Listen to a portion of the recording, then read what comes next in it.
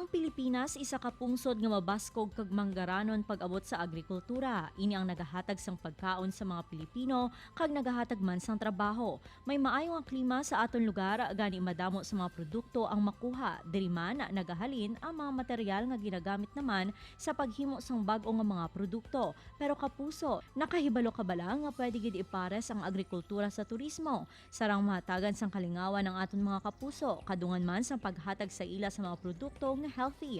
Nauso na gani ini subong ilabi na sang liwat nga ginbuksan ng turismo kadungan sang amat-amat na nga pagnubo sang kaso sang COVID-19. Kapuso, dali na, kaisa ka farm naman sa Banwa sang Lucena ang lagawan ta. Mga kapuso, kung last week naglagaw ta sa matahom nga beaches sa Concepcion, Iloilo, this morning bisitahon ta naman ang sikat nga agricultural farm sa Banwa sa New Lucena. Makaupod ta si Sir Ming Sotasio. Good morning, sir! Welcome sa GMA Regional TV Early Edition. Good morning man sa mga kapuso Western Visayas.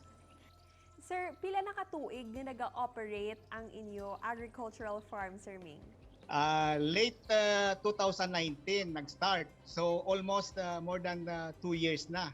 Kagdiri lang sa Bitaog Daha, New Lucena, Iloilo.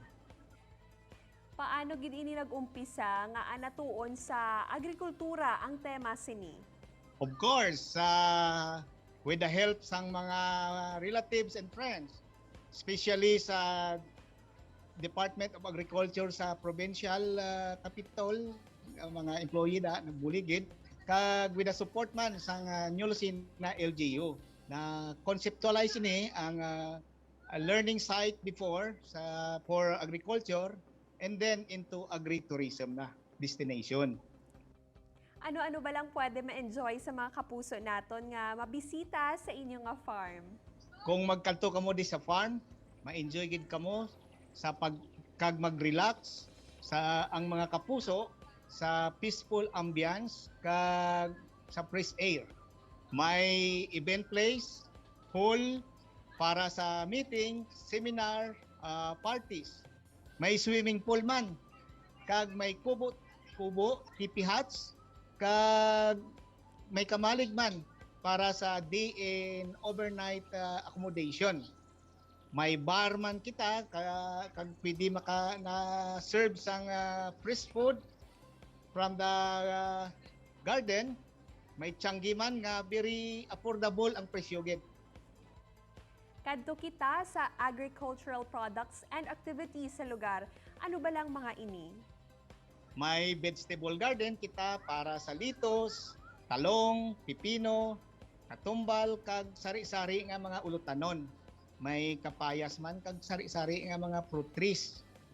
Kag kung gusto sang kapuso magpamunit, may ara man kita nga pispan. Ma-enjoy gid sila sa ila pamunit. Sir Ming, let us go back sa epekto nga dala sang pandemya. Anong natabo sa agricultural farm? So during pandemic, ang farm close gid, pero ang mga vegetable sige ang production naton. So amo na ang nakabuligid sa mga pamuluyo diri during lockdown.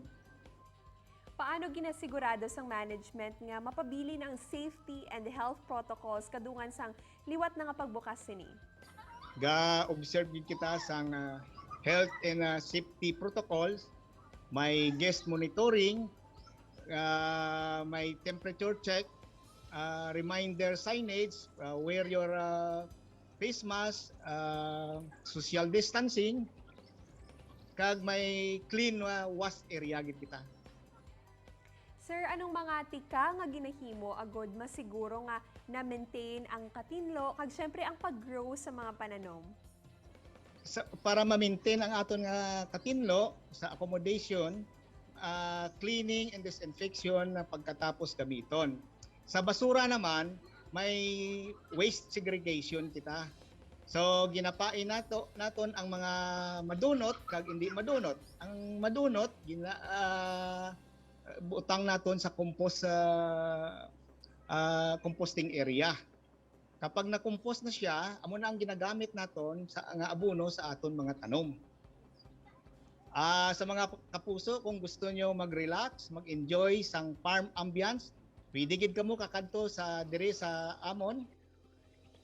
Sir Ming, salamat gid sa imo tiyempo. Kabay pa nga makalagaw kami dira sa imo nga farm. Thank you gid sa GMA Regional TV Early Edition and good morning again.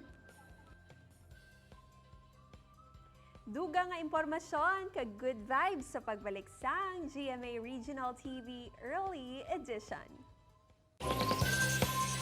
Ini ang GMA Regional TV Early Edition.